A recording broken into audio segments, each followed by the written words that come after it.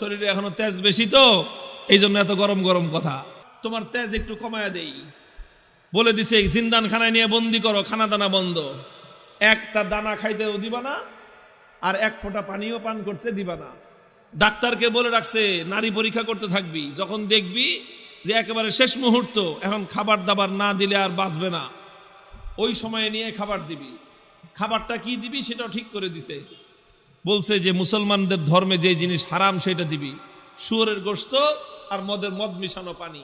আল্লাহকে বললাম যে আল্লাহ তুমি পরীক্ষা করতেছো তোমার বান্দার, যে তোমার বান্দা তোমাকে, তোমার দ্বীনকে, তোমার রসুলকে, তোমার রসুলের আদর্শকে কতটা ভালোবাসে তুমি এটা পরীক্ষা করতেছো। আর এই পরীক্ষা করার জন্য জীবন দিছো মাত্র কয়টা? একটা মাত্র জীবন দিছো। আর ওই একটা জীবন দিয়ে আল্লাহ তোমাকে কিভাবে দেখাবো যে আমি তোমাকে আর তোমার দ্বীনকে কতটা ভালোবাসি। তুমি আমাকে 1000 জীবন দান করতাম, একটা একটা করে জীবন তোমার জন্য উৎসর্গ করে তোমার বান্দা আব্দুল্লাহ বিন হুযাফা দুনিয়ার সামনে প্রমাণ করে দিত ঈমানদারের কাছে ঈমানের দাম কত বেশি। উলামায়ে কেরাম, আহলে হক, হকের ঝান্ডাবাহীরা যদি হকের উপর অটল আর মজবুত থাকে, আল্লাহর পক্ষ থেকে সাহায্য আসে, প্রতিপক্ষ মাথা নত করতে বাধ্য হয়। সাহাবী যুগের ছোট্ট একটা ঘটনার উদ্ধৃতি দিই। হযরতে আব্দুল্লাহ ইবনে হুযাফা রাদিয়াল্লাহু তাআলা আনহু, আল্লাহর নবীর একজন সাহাবী, তিনি এক যুদ্ধে নেতৃত্ব দিচ্ছিলেন একটা ছোট বাহিনীর। ঘটনাচক্রে রোম সম্রাট সে ওই বাহিনীটাকে গ্রেফতার করে ফেলল।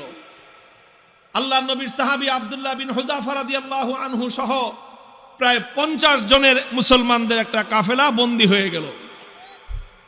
এখন রোম সম্রাটের ইচ্ছা হলো মুসলমানের ঈমান পরীক্ষা করবে আর যে কোনো মূল্যে মুসলমানকে ইসলাম থেকে দূরে সরাবে।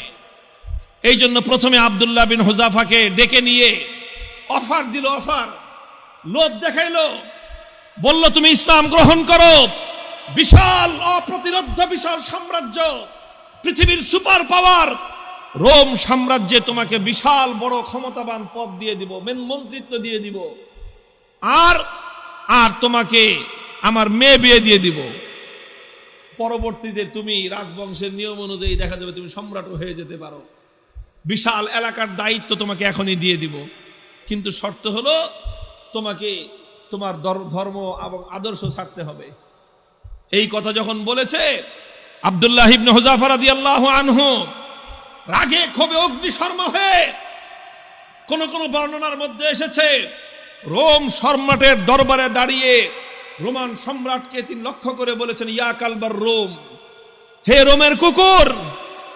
রোমের সম্রাট যখন তাকে ধর্ম ত্যাগের, ইসলাম ত্যাগের পরামর্শ দিয়েছে, তখন তিনি রোম সম্রাটের রাজ দরবারে দাঁড়িয়ে সম্রাট বলে নয়, রোমের কুকুর বলে সম্বোধন করে বলেছেন, মুসলমানের ঈমান এত কম দামি জিনিস না। সম্রাট মনে করলো শরীরে এখনো তেজ বেশি তো এই জন্য এত গরম গরম কথা। এত গরম গরম কথা, তোমার তেজ একটু কমায়া দেই বলে দিছে, জিন্দান খানায় নিয়ে বন্দি করো, খানা দানা বন্ধ, একটা দানা খাইতেও দিবা না আর এক ফোঁটা পানিও পান করতে দিবা না। ডাক্তারকে বলে রাখছে নারী পরীক্ষা করতে থাকবি, যখন দেখবি যে একেবারে শেষ মুহূর্ত, এখন খাবার দাবার না দিলে আর বাঁচবে না, ওই সময়ে নিয়ে খাবার দিবি। খাবারটা কি দিবি সেটাও ঠিক করে দিছে, বলছে যে মুসলমানদের ধর্মে যে জিনিস হারাম সেটা দিবি, শুয়োরের গোশত আর মদ মিশানো পানি। ঠিক তাই হয়েছে। আব্দুল্লাহ বিন হুযাফা সহ না খেতে খেতে যখন মরণাপন্ন প্রায়, তখন একেবারে জীবন বাঁচানোর জন্য তাদেরকে খাবার দেওয়া হয়েছে। খাবার কি? শুয়োরের গোশত আর মদ মিশানো পানি। আব্দুল্লাহ বিন হুযাফা রাদিয়াল্লাহু আনহু চিন্তা করলেন, শরীয়তের মাসলা অনুযায়ী এই পরিবেশে জীবন বাঁচানোর জন্য সামান্য পরিমাণ শুয়োরের গোশত খাওয়া জায়েজ, জীবন বাঁচানোর জন্য। এটা তো আছে, ইল্লা ফামানিস্তুররা ফি মাখমাসাতিন গায়রা মুতাজানিফিল লিইসমিন ফাইন্নাল্লাহা গফুরুর রহিম। একজন মানুষ যদি এমন হয়ে যায় যে কোনো হালাল খাদ্য নাই, হারাম খাদ্য ছাড়া হালাল কোনো খাদ্য নাই, এখন না খেলে জীবন বাঁচবে না, সেই সময়ে জীবন বাঁচানোর জন্য সামান্য পরিমাণ হারাম খাদ্য গ্রহণ করা কি, এটা হলো মাসলা। কিন্তু উনি চিন্তা করলেন এখন তো শুধু হালাল হারামের প্রশ্ন না, এখন প্রশ্ন হলো মুসলমানের ঈমানের আত্মমর্যাদা বোধের প্রশ্ন। আজকে যদি আমি হারাম খাবার খাই তাহলে রোম সম্রাট বলবে দেখছি মুসলমানের ইমানের শক্তি কত দূর। এই সময় মাসলা ভিন্ন। এরকম পরিস্থিতি যদি কারো হয় তাহলে মাসলা ভিন্ন। খাবার খাওয়া হালাল জীবন বাঁচানোর জন্য, এটা যেরকম মাসলা, আর কেউ যদি হারাম খাবার না খেয়ে মৃত্যুকে আলিঙ্গন করে নেয় তাহলে সেই মৃত্যু হলো আফজালুস শাহাদা, সর্বশ্রেষ্ঠ শহীদি মরণ। আব্দুল্লাহ বিন হুযাফা চিন্তা করলেন এখন মাসলা দুইটা আছে, একটা হলো ফাঁক ফোকরের রাস্তা, আমি এখন হারাম খেয়ে জীবন বাঁচাতে পারি, আর একটা মাসলা কি, আমি যদি আমার জীবনকে উৎসর্গ করে দেই আমার একজনের জীবন যাবে কিন্তু কিয়ামত পর্যন্তের জন্য রোম সম্রাটের দরবারে ইসলামের ঝান্ডা সমুন্নত হয়ে যাবে। সম্রাট বলবে যে মুসলমানের ইমান বাপরে বাপ, জীবন যেতে পারে কিন্তু মুসলমান ইসলামের গৌরব ভুলুণ্ঠিত হতে দেয় না। তিনি খান নাই, লাথি মারছেন একটা, এক লাথিতে সমস্ত শুয়োরের গোশত আর মদের পাত্রগুলো ভেঙ্গে চূর্ণ বিচূর্ণ হয়ে গেছে। এখন সম্রাট ডাক্তারের কয় কিরে তুই না কইলি জীবন বলে বাঁচবে না, তেজ দিকে এখন অত। ডাক্তার কয় আমাদের ডাক্তারি মতে তো এত তেজ থাকার কথা না, এটা তো ডাক্তারি মতের তেজ না, এটা তো ইমানি তেজ। এই তেজ এটা শরীরের তেজ না, এটা রুহের তেজ। এটা শরীরের শক্তি নয়, এটা আত্মার শক্তি। যে ইমানদার আল্লাহর ইমান, আল্লাহর উপর আস্থা এবং ভরসাকে দুনিয়াদারদের সামনে মাথা উঁচু করে দাঁড় করাবার চেষ্টা করে, আল্লাহ পাক তার আত্মার মধ্যে অফুরন্ত শক্তি দান করেন। আব্দুল্লাহ বিন হুযাফা যখন এটা করলেন, এবার রোম সম্রাট বলে যে দুইবার খেললাম, দোনো খেলায় হারছি। দুইবার হলো না? প্রথমবার লোভ দিছে, জিতছে না হারছে? দ্বিতীয়বার খাওয়ান দাওয়ান বন্ধ করে টাইট দিছে, জিতছে না হারছে? এবার কয় ফাইনাল খেলা, খেলা হবে। কি খেলা? ফাইনাল খেলা হবে। কার সাথে?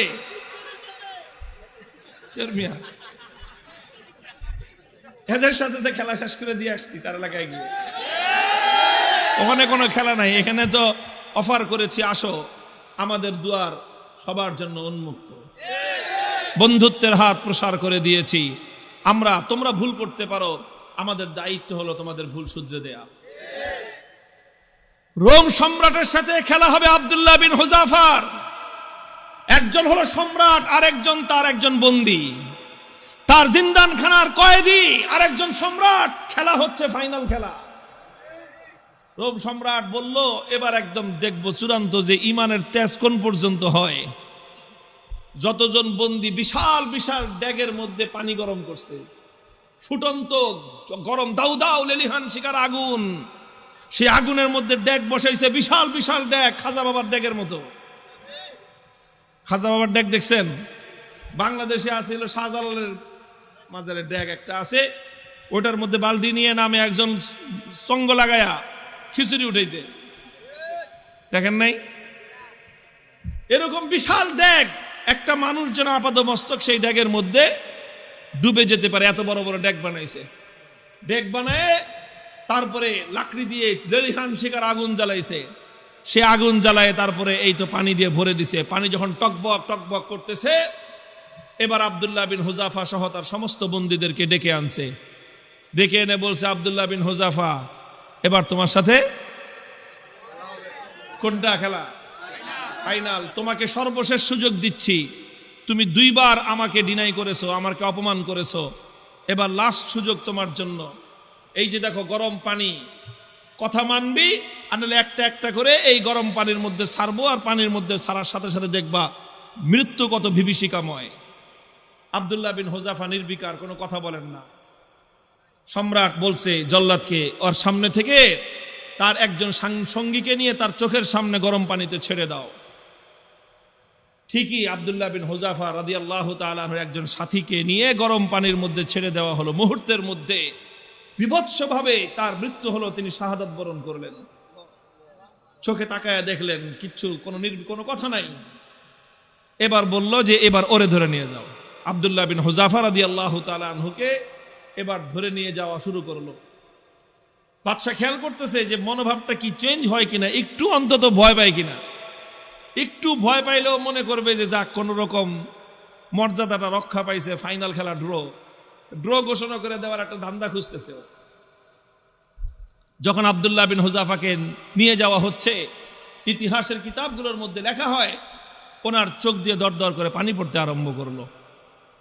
তো বাদশা মনে করছে কাম হয়েছে, মনে হয় কাজ হয়েছে, মনে হয় ভয় পাইছে, কেবল ডাক দিছে, এই ফিরে আনো। জিজ্ঞেস করতেছে কি ব্যাপার, ভয় পাইছো? যদি ভয় পেয়ে থাকো সারেন্ডার করো, এখনো তোমার জন্য সে আমার অফার অব্যাহত আছে, তুমি তোমার ধর্ম ছেড়ে আমাদের দলে যোগ দাও, সঙ্গে সঙ্গে আমি তোমাকে রোম সাম্রাজ্যের বিশাল ক্ষমতাবান পদ দিব তোমাকে। আর যদি না মানো তাহলে তোমাকে কিন্তু খালি চোখের পানি দেখে আমি ছাড়বো না, তোমাকে গরম পানির মধ্যে নিক্ষেপ করে নির্মমভাবে তোমাকে হত্যা করব। আব্দুল্লাহ বিন হুযাফা বলেন, কারে কি তুমি কি মনে করছো এই মৃত্যু দেখে ভয় পেয়েছি? না, তোমার এই মৃত্যুর এই বিভীষিকা দেখে আমি ভয় পাই নাই। তাহলে কান্দো কেন?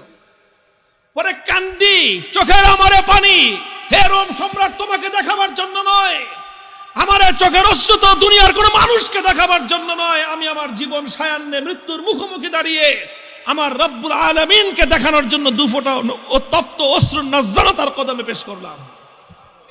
আল্লাহকে বললাম যে আল্লাহ, তুমি পরীক্ষা করতেছো তোমার বান্দার, যে তোমার বান্দা তোমাকে, তোমার দ্বীনকে, তোমার রাসূলকে, তোমার রাসূলের আদর্শকে কতটা ভালোবাসে, তুমি এটা পরীক্ষা করতেছো।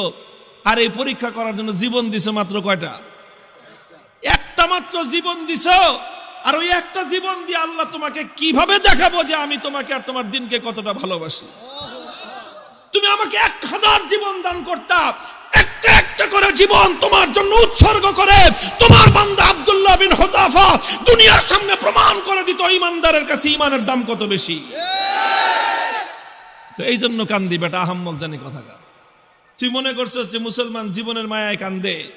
আরে মুসলমান তো বিশ্বাস করে যে যতদিন বেঁচে আছি ততদিন কষ্টে আছি, আল্লাহর জন্য জীবন দিব আর জান্নাতে যাব। কি বলেন? সন্দেহ আছে? আল্লাহর জন্য জীবন দেওয়ার মধ্যে আর জান্নাতের মধ্যখানে কোনো দূরত্ব নাই, কোনো দূরত্ব নাই। তুমি জীবন দিবা আল্লাহর জন্য আর জান্নাতে যাবা। তাহলে ভয় কারে দেখাও মিয়া? আমার কাছে একটা জিনিসই আমার বুঝে আসছে যে বেটা, তোমরা যদি বাতিলের উপর থেকে নমনীয় না হতে পারো, আমি হকের উপর থেকে নমনীয় কোন দুঃখে হব? হযরত ওমরের থিওরি ছিল যে আলাইসা কাতলাহুম ফিন্নার ওয়া কাতলানা ফিল জান্নাহ। হযরত ওমর রাগে ক্ষোভে হুজুর সাল্লাল্লাহু আলাইহি ওয়াসাল্লাম এসে বলতেছে যে হুজুর, আচ্ছা কোন তো থিওরিটা এটা কিনা যে বেঈমানরা মরলে জাহান্নামে যাবে, ঈমানদাররা মরলে জান্নাতে যাবে, কথা ঠিক আছে না হুজুর? হযরত ওমর যখন এই কথা কয়, হুজুর কয় তোমার কথাটা তো ঠিকই আছে, যে ওরা মরলে জাহান্নাম, আমরা মরলে জান্নাত। কয় হুজুর তাইলে আবার 3 নম্বর কথা কি? ফালামা নুতি হাযিহি দানিয়াতা ফি দীনিনা। বেঈমান যদি নমনীয় না হতে পারে, মরলে জাহান্নামে যাবে, তাহলে আমি মরলে জান্নাতে যাব, আমি নমনীয় হব কেন?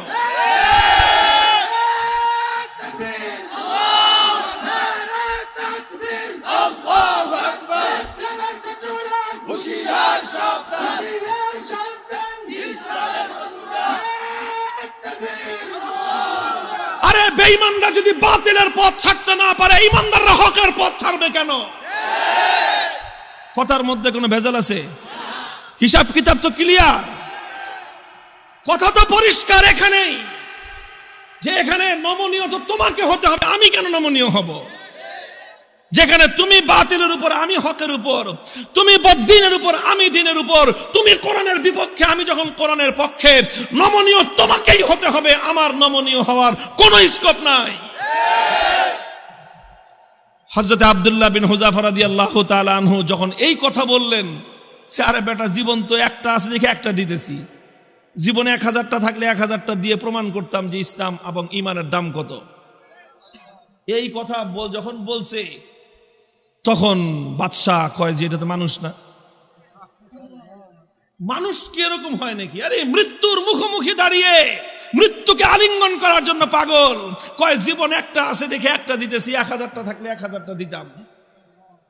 এখন তো ওর দিলের মধ্যে ভয় ঢুকে গেছে, আল্লাহ পাক রব্বুল আলামিনের পক্ষ থেকে সাহায্য আর নুসরত আসা শুরু হয়ে গেছে। আল্লাহ পাক বাতিলের অন্তরের মধ্যে ভয় এবং ভীতির সঞ্চার করে দিয়েছেন। এখন বাদশাহ মনে করা শুরু করছে যেটা মানুষ না, এটা অন্য কিছু, এটা অন্য কিছু হবে। এখন ওরে যদি আমি শাস্তি দেই, মারি, তাহলে আমি নির্বংশ হয়ে যাব, এরকম একটা ভয় ওর মনের মধ্যে আসছে। এখন চিন্তা করতেছে, এখন ছাইরা দেমা, ভিক্ষা চাই না, এই অবস্থা হয়েছে। এখন সে রাস্তা খুঁজতেছে যে কেমনে এখন এর থেকে বাইচা আসা যায়। এখন যদি আব্দুল্লাহ বিন হুযাফাকে এমনি মুক্তি দিয়ে দেয়, নিজের মান মর্যাদা যা আছে, প্রেস্টিজ সব বেলুনের মতো ফুটো হয়ে যাবে। এখন বলে যে ঠিক আছে, ঠিক আছে, তোমার কিচ্ছু করা লাগবে না, ইমান ছাড়া লাগবে না, ইসলাম ছাড়া লাগবে না, কোনো কিছু করা লাগবে না, তুমি শুধু একটা কাজ করো, আমার কপালের মধ্যে একটা চুমা দিয়ে দাও, তোমাকে ছেড়ে দিব। আব্দুল্লাহ বিন হুযাফা বলেন, শুধু আমাকে একা ছাড়বা না, আমার 50 জন সাথী সঙ্গী সবাইকে ছাড়বা। কয় না, খালি 50 জন না, তুমি যদি আরো নাম কর, ওগুলি সব ছেড়ে দিন। তিনি চিন্তা করেন, আল্লাহর পক্ষ থেকে নুসরত আসছে, আল্লাহর পক্ষ থেকে সাহায্য এসেছে। আল্লাহ পাক একজন বন্দির সামনে একটা সম্রাটের মাথা নত করে দিয়েছেন। কুদরত কার হাতে? ফাইনাল খেলায় জিতছে কে? কে জিতছে? হযরতে রাসূলের সাহাবী জিতেছেন, সম্রাট পরাভূত হয়ে গেছে। কথা বলেন ঠিক না বেঠিক? তিনি চিন্তা করলেন যে আমার একটা কাজ, এই কাজের দ্বারা তো ইসলামের গৌরব নষ্ট হবে না, আর সঙ্গী সাথীদের জীবন বেঁচে যাবে। ঠিক আছে, তাও ওনার আত্মমর্যাদা এতটা বেশি যে সরাসরি কাফেরের কপালে চুম্বন দিবেন, আত্মমর্যাদায় বেঁধেছে।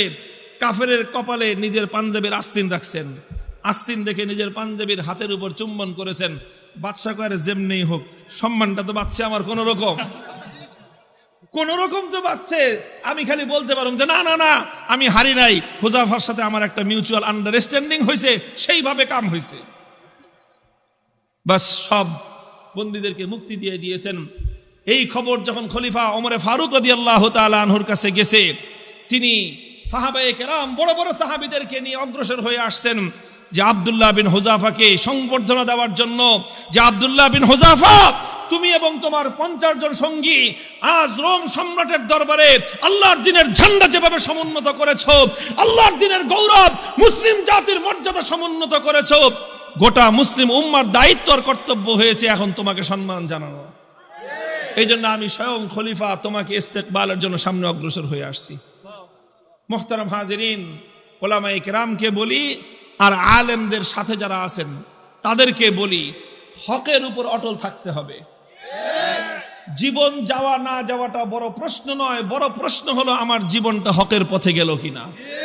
জীবনের শেষ মুহূর্ত পর্যন্ত ইসলামকে, আল্লাহর দ্বীনকে বিক্রি করে ব্যক্তিগত স্বার্থ উদ্ধার করা যাবে না। আল্লাহ পাক তৌফিক দান করেন, আমিন বলেন।